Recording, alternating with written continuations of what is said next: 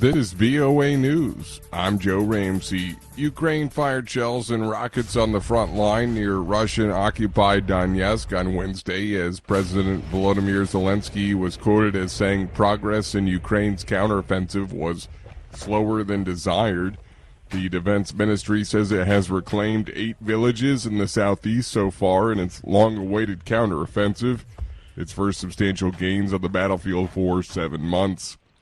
Allies have pledged billions for Ukraine rebuilding and seek big business investment at a London conference, AP correspondent Karen Chalmers reports. Diplomats and political leaders at the Ukraine Recovery Conference in London urged private sector companies to invest in an economy battered by almost a year and a half of war. Delegates from more than 60 countries have attended the fundraising conference, sending a message to Russia that they're in it for the long haul. The World Bank has estimated the cost of the reconstruction at more than $400 billion, a figure rising daily alongside the human toll of Russia's invasion. I'm Karen Chamas. Russia's Constitutional Court has rejected an attempt by rights groups to seek the repeal of a law that bans people from speaking out against Russia's invasion of Ukraine.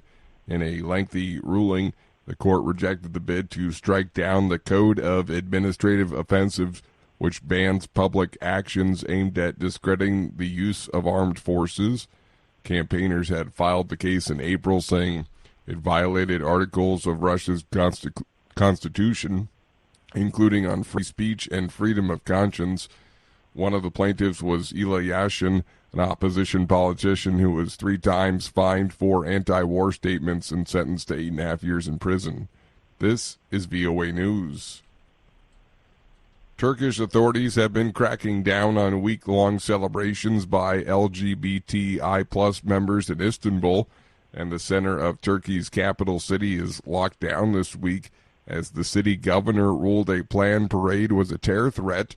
Dorian Jones reports from Istanbul. The crackdown comes after President Recep Tayyip Erdogan used his victory speech to ramp up his criticism of the LGBTI+ activists, accusing them of threatening family values. Many LGBTI+ organizations that have developed over the past few decades in Turkey are now struggling to survive under increasing legal pressure. Despite bans on marches, organizers say they remain committed to keeping the event alive as a symbol of their place in Turkish society. Dorian Jones for VOA News, Istanbul. The death toll from a riot at a women's prison in Honduras rose to 46, a government spokesperson said on Wednesday, as anxious relatives demanded information about the fate of incarcerated family members. Relatives of inmates gathered at the 900-person women's penitentiary around 20 kilometers from the capital city, where gang violence erupted a day earlier.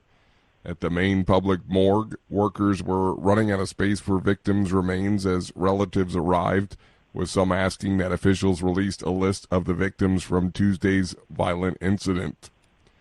More underwater noises have been heard in the area where rescuers are searching for a submersible that went missing while bringing 5 people down to the wreck of the Titanic. AP correspondent Julie Walker reports. U.S. Coast Guard Captain Jamie Frederick says underwater noises detected by surveillance aircraft provide new information as to possible locations for the Titan. The noises specifically, we don't know what they are. Frederick says the search area is twice the size of Connecticut, 2.5 miles deep, and they're doubling their searching resources. When you're in the middle of a search and rescue case, you always have hope. Questions remain how rescuers could get to the submersible, which could be 12,500 feet under the sea by the Titanic. Audio courtesy WCVB. I'm Julie Walker. U.S. President Joe Biden and Indian Prime Minister Narendra Modi are expected to announce agreements on defense cooperation and sales and investments in technology in India during White House talks starting on Wednesday, despite U.S. concerns about human rights. Washington wants India to be a strategic counterweight to China and sees India as one of the defining partnerships of our age, according to a U.S. official. Download the VOA mobile app. I'm Joe Ramsey.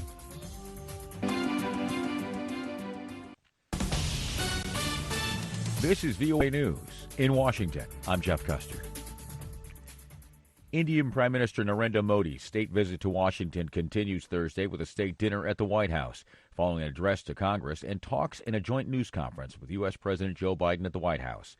VOA's chief national correspondent Steve Herman reports. In an effort to help wean India off its traditional reliance on Russia for its defense arsenal, the United States has agreed to sell India military drones and jet engines. This is part of Washington's effort to strengthen India as a regional rival to China. Prime Minister Narendra Modi says his visit marks a new chapter in the comprehensive strategic partnership. President Joe Biden, alongside the Indian leader, characterized the relationship between the two democracies as the best it has ever been. Modi, replying to a question about human rights groups' concerns of increasing discrimination against Muslims and other religious minorities in India, said there is absolutely no discrimination in his country. Steve Herman, VOA News, Washington.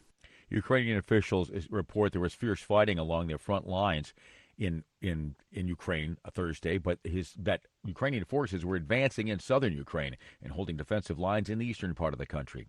VOA's Heather Murdoch is embedded with the Ukrainian military in eastern Ukraine and reports for VOA's Flashpoint Ukraine program what life is like in eastern Ukraine. Here in Kramatorsk, life is fairly normal. I mean, there's a strict curfew at 8 o'clock, and electricity is not as reliable, and other services are not as reliable as they once were. But this does not compare to how people are living in the countryside, not even like 10 minutes away from here. The center city is kind of okay, but if you go anywhere near the war to like nearby towns that are well populated, like Liman, you find most people don't have electricity, running water, gas. They were suffering quite a bit in the winter. This is VOA News. The U.S. Coast Guard reports 5 people aboard a missing submersible died in a catastrophic implosion Thursday, bringing a grim end to the international search for the vessel that was lost during a deep-sea voyage to the wreck of the Titanic. Reuters correspondent Jillian Kitchener reports. A massive international search for 5 people aboard a missing submersible in the North Atlantic came to a grim end on Thursday after an unmanned deep-sea robot discovered debris confirmed to be from the lost vessel near the century-old wreck of the Titanic. Here's U.S. Coast Guard Rear Admiral John Mauger. In consultation with experts from within the Unified Command, the debris is consistent with the catastrophic loss of the pressure chamber. Those who perished include British billionaire and explorer Hamish Harding, Pakistani-born business magnate Shahzada Dawood and his 19-year-old son Suleiman, French oceanographer Paul-Henri Nargeolet, and Stockton Rush, the American founder and chief executive of Ocean Gate Expeditions, the company behind the sub. Marine Technology Society manned submersibles expert Will Conan told the Reuters news service the location of the debris field and sudden loss of communication with the Titan submersible suggest it imploded early in the dive. He also said the implosion of the Titan would have happened instantly. The implosion, it's a negative explosion, but it's the same pattern. It exploded inwards in a matter of a thousandth of a second. It's probably a mercy because that was probably a kinder end than the unbelievably difficult situation of being 4 days in a cold, dark, confined space. So this would have happened very quickly. I don't think anybody even had the time to realize what happened. Former Brazilian President Jair Bolsonaro's political future hung in the balance Thursday as the country's Federal Electoral Court, or TSE, began a trial that could leave him in the political wilderness for nearly a decade. VOA's Diane Roberts has more. Bolsonaro stands accused of abusing his presidential power last year when he summoned foreign diplomats to publicly vent unfounded attacks on the country's electronic voting system. Bolsonaro's accusers have also included in the charges against him a draft memo for how to overturn the election, found at the house of his former justice minister. In October, the far-right nationalist narrowly lost Brazil's most fraught election in a generation. Diane Roberts, VOA News. For pictures, videos, stories, and more, follow the Voice of America on Twitter, Facebook, Instagram, and YouTube. In Washington, I'm Jeff Custer. This is VOA News.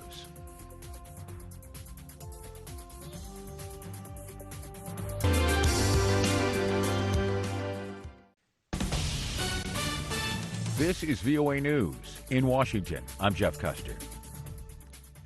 Authorities in Russia have launched a criminal probe into the owner of the Wagner military group, Yevgeny Prigozhin,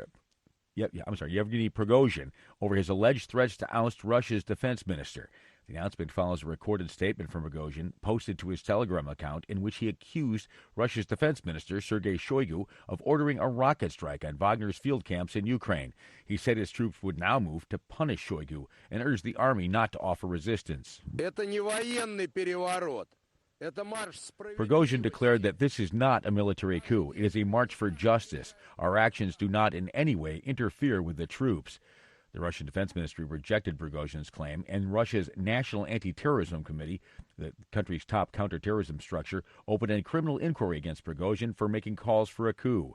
U.S. National Security Council spokesman Adam Hodge said they're monitoring the situation and are consulting with allies and partners on the developments.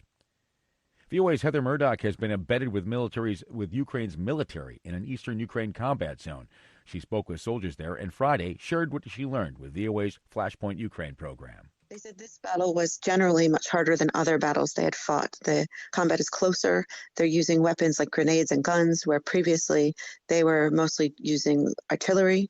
They say it's quite difficult because the Russians have been there for a long time, more than a year, and their fortifications are really strong. For example, they say their trenches are very deep. They can entirely cover the men, so they are hard to find and hard to beat. They are, of course, formally optimistic that Ukraine will retake all of its land and be victorious, as you might expect for a national army to say this. But when you get this close to the actual battle and the soldiers are fighting every single day, they talk more about their goals being getting home safe. This is VOA News. The U.S. Justice Department Friday announced it has filed criminal charges against 4 Chinese chemical manufacturing companies and 8 people over allegations they illegally trafficked precursor chemicals for fentanyl. The indictments filed in 2 federal districts in New York mark the first time the U.S. has aimed to prosecute any Chinese companies responsible for making the precursor chemicals used to make the painkiller.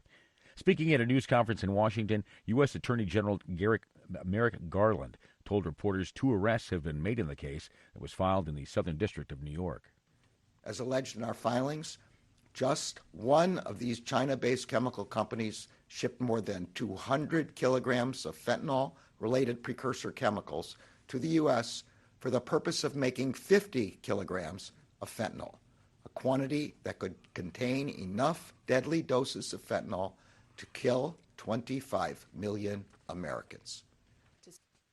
U.S. President Joe Biden Friday said his administration was fighting for reproductive rights and warned that Republicans in Congress were seeking to follow up last year's Supreme Court decision overturning 50 years of federal abortion protections with a national abortion ban. Speaking Friday to a gathering of reproductive rights groups marking the 1-year anniversary of last year's court decision, Biden said you could see the desire of U.S. voters to protect reproductive rights in November's midterm elections. We were criticized for making this an issue in the midterms. In fact, I got attacked for it. But you know, all along, the Americans would not stand by and let the court take away the right that's so fundamental. That we'd fight to restore these protections of Roe v. Wade and make it the law of the land once again, and we're going to do that. Biden added he would veto any national abortion ban that Congress might pass. A section of Interstate Highway 95 in the Mid-Atlantic reopened. A major north-south corridor on the U.S. East Coast reopened Friday, less than 2 weeks after a deadly collapse in Philadelphia. Associated Press correspondent Shelley Adler reports. We got a lot to celebrate today. Pennsylvania Governor Josh Shapiro on WPVI. We rebuilt I-95 in just 12 days, and through that process, we showed the nation what Philadelphia and Pennsylvania are all about. Workers put the finishing touches on an interim 6-lane roadway that will serve motorists during construction of a permanent bridge. The elevated section of I-95 collapsed early on June 11th after a tractor-trailer hauling gasoline flipped on an off-ramp and caught fire. The driver died in the accident. I'm Shelley Adler. For additional news stories 24 hours a day, go to our website, voanews.com. In Washington, I'm Jeff Custer. This is VOA News.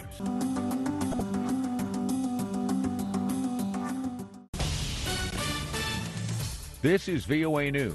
In Washington, I'm Jeff Custer. The Kremlin said Saturday mercenary leader Yevgeny Prigozhin, who turned his Wagner group fighters against the military leadership in Moscow, will move to Belarus, and criminal charges against him for mounting an armed rebellion will be dropped. The office of Belarusian President Alexander Lukashenko negotiated the deal with the Wagner Group chief, his office confirmed. They approved the approval of Russian President Vladimir Putin. Lukashenko said he has known Prigozhin personally for 20 years. Kremlin spokesman Dmitry Peskov told reporters via telephone the negotiations also guaranteed that Wagner fighters will not be prosecuted. By Saturday evening, the Russian mercenary fighters were seen pulling out of Rostov-on-Don, a city of more than 1 million people that they had taken control of a day earlier. As the fighters pulled away, the crowd broke out into cheers of Wagner, Wagner. While the situation ended peacefully in Russia, the international Russian analysts found the events extraordinary. Syracuse professor of Russian politics Brian Taylor called the last 24 hours the most dramatic military confrontation in Russia in 30 years, and he says it will reflect poorly on Putin. I think Putin emerges from this significantly weakened. I think if you're a member of the Russian elite or, in fact, a member of the Russian population, you're going to look at this and think, wow, a private army just drove on Moscow for most of the day. No one stopped them, and they're allowed to leave and no real consequences after the president went on TV and called what they were doing treason. Britain said late Saturday British fighters have been scrambled to respond to Russian aircraft 21 times in the last 3 weeks under NATO's air policing operations in Europe's Baltic region. The Royal Air Force Typhoon fighters currently operating out of Estonia are part of a so-called quick reaction alert aircraft used by NATO. This is VOA News. Abortion rights supporters and opponents held dueling rallies in Washington Saturday, the first anniversary of the U.S. Supreme Court's decision to overturn the 1973 Roe v. Wade ruling that legalized the procedure nationwide. Reuters correspondent Christy Kilburn reports. Abortion rights campaigners marched through the streets of Washington on Saturday, marking the one-year anniversary of the Supreme Court's decision to overturn Roe v. Wade. Last year's ruling allowed states to ban abortion care for the first time in nearly 50 years. Conservative states have passed a flood of legislation to restrict the procedure, while others have moved to protect abortion access. Democratic Vice President Kamala Harris spoke in North Carolina, where a new Republican-backed law will take effect next month. It cuts the legal window for abortions from 20 to 12 weeks of pregnancy. She called for national legislation to protect abortion rights.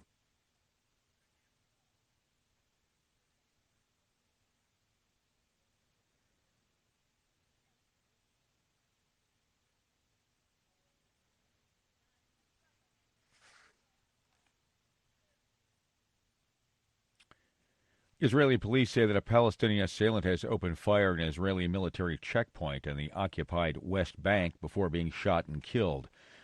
Elsewhere in the occupied territory, settlers rampaged through a Palestinian village, throwing stones and setting fire to homes.